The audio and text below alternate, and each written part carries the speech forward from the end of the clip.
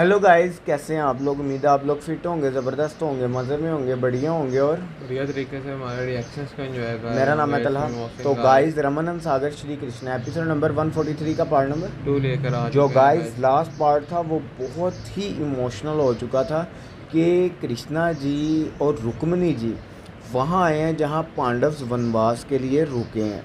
तो वो उनके आने का मकसद हमें पता चल गया था कि द्रौपदी जी को हौसला देना और तसल्ली देनी, और उसके बाद पांडव्स को जो द्रौपदी जी के मन में पांडव्स के लिए वो जो ज्वालामुखी ये बनी कह है लो वो आप एक्सपोज करनी थी कि उन्होंने समझाया, स्मरण दिलाया कि जो इस टाइम द्रौपदी जी आपके मतलब कि मन में बाहर है उससे ज़्यादा अधिक पांडव के मन में है, क्योंकि वो समर्थ रखने के बावजूद उस सभा में कुछ नहीं कर उन्होंने सके थे कहा। भाई। कृष्णा जी का देखो कहना ये था कि आप क्या समझते हो कि इनकी तलवारों को जंग लग गया, ये आज भी परले ला सकते हैं और जो इनके अंदर ज्वालामुखी है उससे ये तीनों लोगों को जला सकते तो हैं। गाइस आप देख रहे हैं ये कि आगे क्या होने जा रहा है। चलते हैं वीडियो की तरफ, देते हैं रिएक्शन।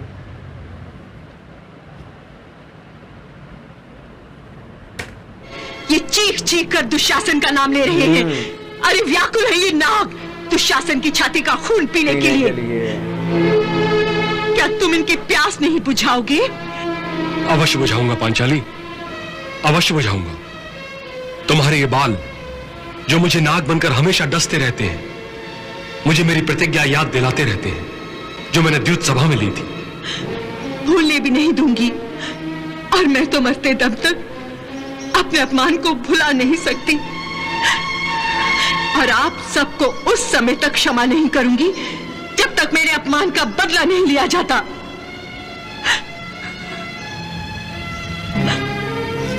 पांडव जंगल में पहुंचकर निराश हो गए थे। श्री कृष्ण ने उनकी हिम्मत बढ़ाई और उन्हें कौरवों की कुटिल चाल समझाई, जो यही चाहते थे कि पांडव निराश और बलहीन हो जाएं।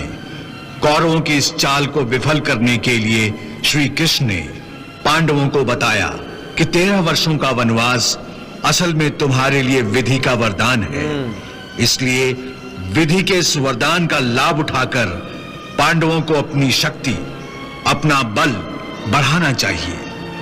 अर्जुन को इन 13 वर्षों में घोर तपस्या करके सदैव इंद्रलोक जाने की शक्ति प्राप्त करनी चाहिए। फिर इंद्रलोक जाकर अर्जुन को अपने पिता श्री देवराज इंद्र से उनके दिव्यास्त्रों को प्राप्त करना चाहिए, ताकि पांडव कौरवों से अपना अधिकार वापस लेने के लिए युद्ध में इन अस्त्रों का प्रयोग कर सकें। अर्जुन ने श्री कृष्ण की आज्ञा अनुसार घोर तपस्या आरंभ कर दी।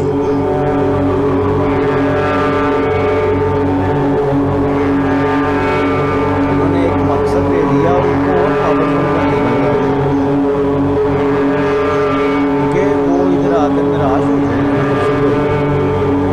अपने आप को कोस लेंगे।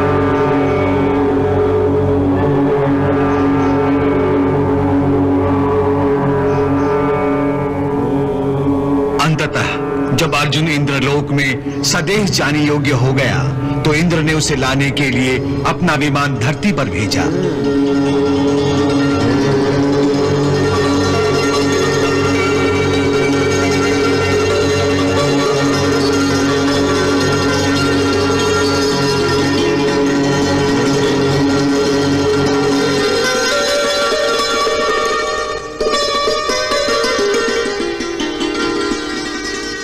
आइए।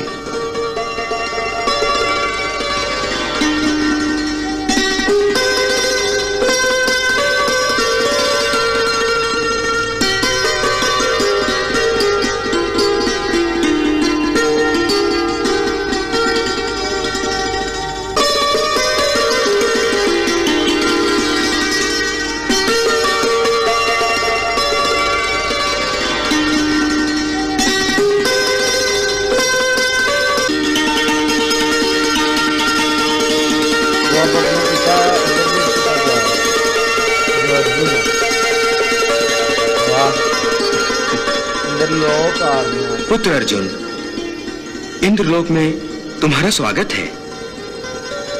मैं तुम्हें दिव्यास्त्र अवश्य प्रदान करूंगा, जो तुम्हें युद्ध में बहुत काम आएगा। मैं धन्य हुआ पिताश्री। उर्वशी, अर्जुन हमारे इंद्रलोक का विशेष अतिथि है। उसकी आवभगत और उसकी सेवा में कोई कमी नहीं रखना। क्या बात। अवश्य, आइए।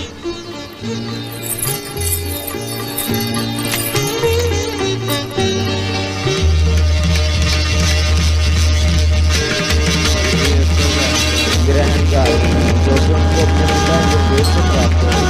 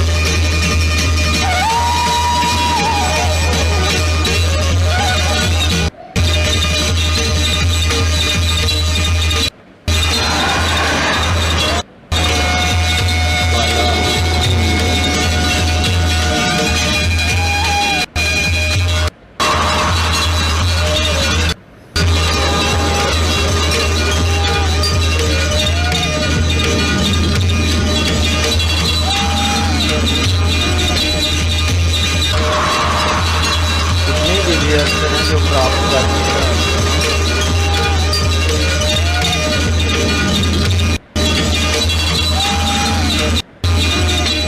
अर्जुन के पिता देवेंद्र अर्जुन को दिव्यास्त्र प्रदान करते हैं।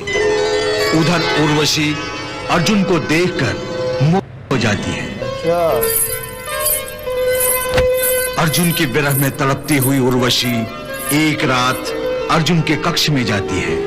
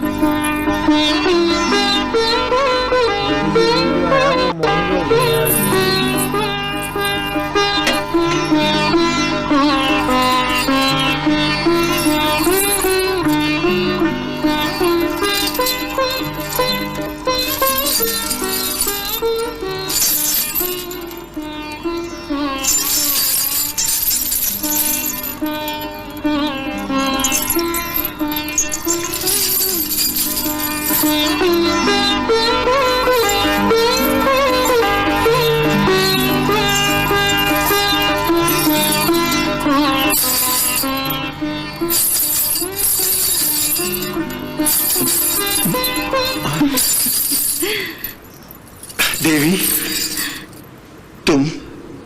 हाँ, मैं उर्वशी। इतनी रात गए? मैं शयन कक्ष में क्या कर रही हूँ? मैं अपने आतिथ्य धर्म का पालन कर रही हूँ।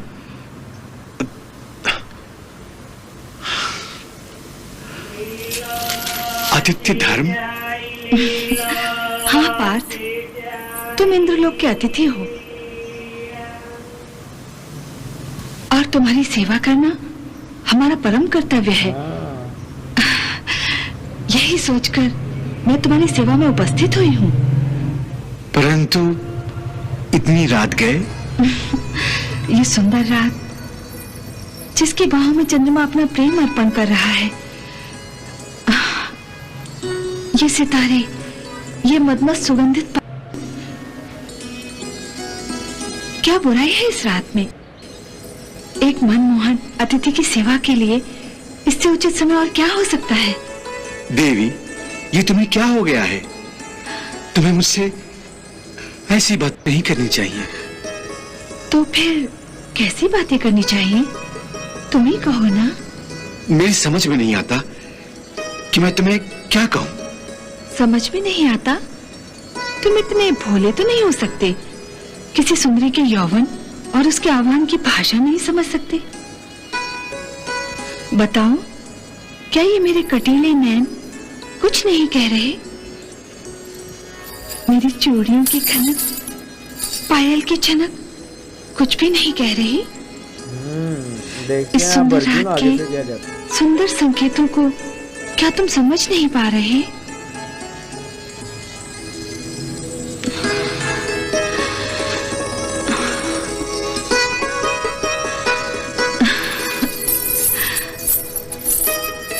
हे अर्जुन, तुमसे अच्छा तो ये दर्पण है। एक स्त्री जब दर्पण के सामने अपने सुंदर यौवन को श्रृंगार रस में डुबोती है, सच धज कर अपनी ही छवि से लजाती है, तो ये निर्जीव दर्पण भी उसके श्रृंगार का इशारा समझ जाता है। समझ जाता है, लेकिन तुम नहीं तो फिर समझ। तुम क्यों नहीं समझ सकते? तुम तो सजीव हो, जवान हो, और जवानी ये बातें स्वयं ही समझा देती है। हे उर्वशी, लगता है आज तुम पर सोमरस का नहीं, यौवन का नशा चढ़ा है। परंतु ये नशा तुम पर क्यों नहीं चढ़ा?